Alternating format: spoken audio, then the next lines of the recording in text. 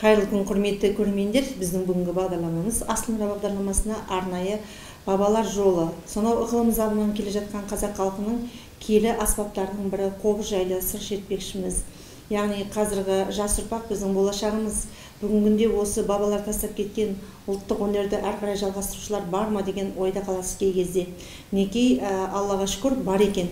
Бізге бүгін Қазақ ұлттық Құрманғазы атындағы консерваторияның 4-ші курс студенті Аятолла келіп отыр. Яғни Аятолланың есіктен кіргеннен бастап өзінің сондай қазақ жігіттерінің арқалы мінезі бар, кез келген нәрсеге көне кетпейтін, өзінің алдына қойған мақсатына жететін қыл қобызды ойнап отырғанда өзінің бір керемет әлемге сапар шегіп кететінін көріп біз сондай қуанып отырмыз. Ендеше бізде сол жақсылықты, осындай қобыздың кереметін осы телеарнаға көрермендерге де ұсынбақшымыз. Сонымен Аятолла ең алғаш неше жасынан бастап қобызға деген өзінің қызығушылығын оянды? Қош көрдік, Жұлдыз ханым. Мен кішкентай кезімнен осы қобыз таңдау себебім оны теледидардан естіп, осыны дыбысты, қобызды. Ол кезде Бекболат Тілеуханов осы қыл қобызбен жыр айтушы еді. Сол кезде Бекболат Тілеухановтың ойнағанын көріп, осы аспаптың дыбысына ғашық болдым. Анамның айтып, осы қобызға келсем ба, қобызды көрсейінші, осы қобызға берші деп айтатынмын. Анам мені фортепианоға немесе домбыраға бергісі келген өзі басынан. Бірақ соңында да жоқ деп өзім таңдап, өзім келген аспабым осы қобызға. Өзің сүйікті. Ендеше, енді әр нәрсені адам ықылас ниет дейді ғой. Нені жақсы көрсең, содан сен өзіңе берекет табасың. Ендеше биылғы жылы 4-ші курс бітірейін деп отырсың ғой консерваторияның, Алла қаласа. Ендеше көрермендерге алғашқы қандай күйді ұсынар едің? Кімнің күйін ұсынар едің? Ол өзімнің бір жаныма жақын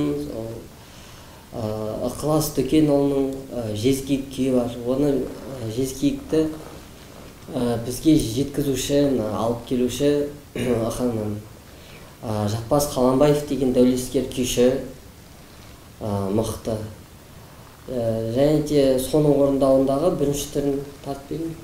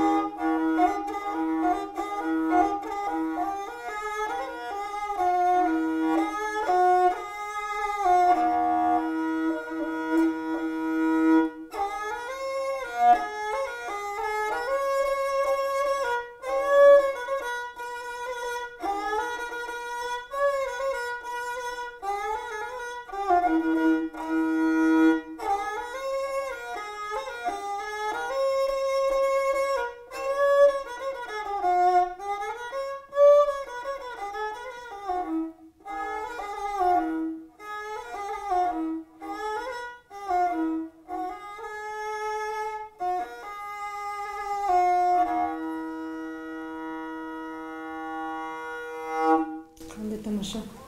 Тағы да кең жазырақ, кең байтақ қазақ даласын көз алдыңызға елестетіп, жаз жайлау, қыс қыстау, күз күзеу дегендей керемет бір әсер алдық. Қандай бабаларымыз сол кезде соның бәрін елестетіп, осыдан жүрегінен шыққан күй ғой енді бабаларымыздың. Ал енді өзіңнің ұстазың кім? Мен өзімнің ұстаздарымды айта келсем, колледжге түскенде, бірақ Атыраудан бастап оқығанда көптеген ұстаздардан тәлім алдым негізі. Көптеген ұстаз көрдім деп айтсам да болады осы Қобыз саласында жүргеннен кейін. Өзім кішкентай кезімде Атырауда ұстатқан Гүлжан Жұматаевна деген апайым болды. Ең алғаш бастаған. Сол кісіден үйреніп бастағаннан кейін кішкене қобыздан сәл ауытқыған кездерім де болды негізі. Осы қобызды нақты жалғастырып осы музыкаға келгенім ол Чайковский Алматыдағы осы Петр Ильич Чайковский атындағы колледж бар. Соған келіп түсіп, осы Қадышева Роза деген кісіден жалғастырдым. Сол кісіден тәлім алдым. Одан кейін қобыз саласына көптеген күйлерді бағыттап, маған өте түйсігіме сіңдіріп, варианттарын үйретіп, қыр-сырларын үйреткен Жұбанов мектебінде сабақ беретін Саян Ақмолда деген осы қазіргі заманның дәулескер күйшісі деп айтсам қателеспеймін. Сол кісі мені көп деген неге бағыттады осы күйге тура жолға келуіме. Осы күйдің тура жолы деген бар. Күйдің дұрыс нақышына келіп тартылуы деген бар. Соны үйреткен осы Саян ағайға мыңда бір рахмет. Бірақ мына консерваторияда мен өзімнің қазіргі ұстазым. Басында бірінші, екінші жылы мен осы Құндыз Қаламбаевада оқыдым. Сосын кейіннен қазір Дүйсенбаева Жазирада оқып жатырмын. Жақсы, өзіңнің бос уақытыңда өзіңе ең бір жақсы жүрегіңе жақын келетін қандай күйді орындайсың? Жүрегіме жақын келетін болғанда негізі бүкіл қобыздың осы күйі жүрегіме жақын негізі. Ол оны шығаруында, нақышына келтіріп орындауында болып тұр да. Нақышына келтіріп орындасаң, ол бүкіл күй негізі жақсы қобыздың келген. Бірақ сол өзім шығарып нақышына келіп тұр десем де болады, енді келтіруге тырысам енді орындауға. Сол шыңырау күйін, Қаңның, ықыластың шыңырау күйін орындап берсем деп отырмын. Жақсы. Бұл қобызда шыңырау күйде оның тарихтары бар. Бұл шыңырау күйінің тарихы кішкене ғана беріп кетейін. Бір күні бір батыр алыс сапардан шаршап атын шалдырып бір теректің талдың қасына демалып жатады ғой. Сөйтіп жатқан кезінде жылан бір көз ілініп кетті деседі. Бір жылан неден келе жатыр дейді, бір боз торғайдың айқалап шырылдауын естиді бір. Содан шырылдауына оянып кетіп қараса, теректің басында жылан өрмелеп жатыр екен. Ана балапандарына жеп қойын деп жылан өрмелеп жатыр екен. Анау жаны қалмай шыңырау шырылдап, құс боз торғай шырылдап, соны айналып жүр екен. Соны естіген батыр ана жыланды өлтіріп суға ағызып жібереді. Сөйтіп та, мына озбырдың аты озбыр, әлді әлсізді жеп қойын деп осы тұжырым жасап ары қарай кете жөнеледі. Сонда боз торғай риза болып балапандарымен қауышады. Осыған арнап, осы шыңырау күйін арнаған деседі.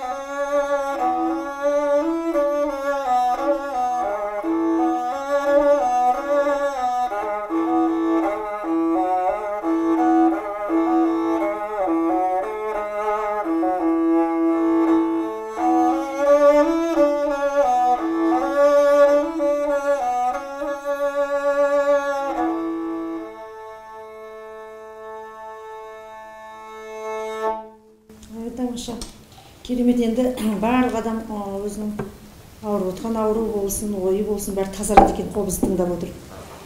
Және бір адамды өзінен өзі тербете бастайды екен. Бұл да бір қобыздың құдіреті деп ойлаймын. Ал енді өзің қобызды ойнап отқанда қандай әсер болады сізде? Не, қандай образға кіресіз?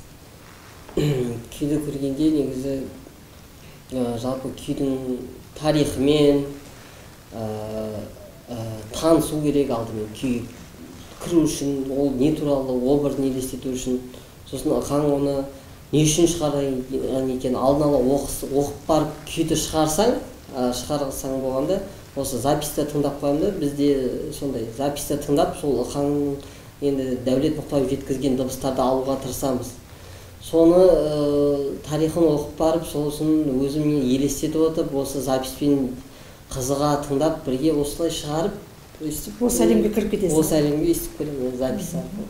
Енді мынау уақытта кетіп бара жатыр, сағым сияқты жылжып. Дегенмен біз осы ойнаған күйдің өзінің шеберлігін керемет ойнап жатырсың. Қызығып отырмыз, көріп отырған көрермендерде бұл қобызды тыңдаудан әште жалықпайды деп ойлаймын. Енді бір күйді орындап берсең, сонымен хабарымызды тәмамдасақ. Енді ықыластың кейін ойнап жатырмын. Енді Қазбек Әбеновтің Қазбек Әбеновтің жеткізуінде Баубек Бақсының Қоңыржай күйін сізге орындап салып көрсем, қолға қабыл етіңіз.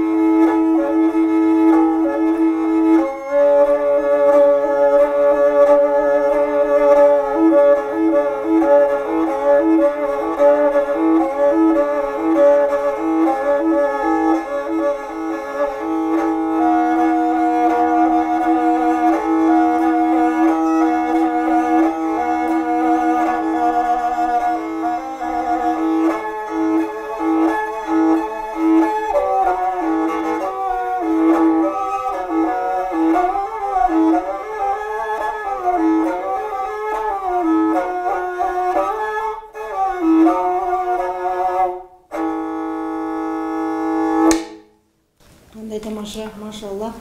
Рахмет, бір адамға жеңілдік береді екен, онdan тыңдап отырғанда тіптен басқа бір әлемге ұшып кеткендей әсер алдық.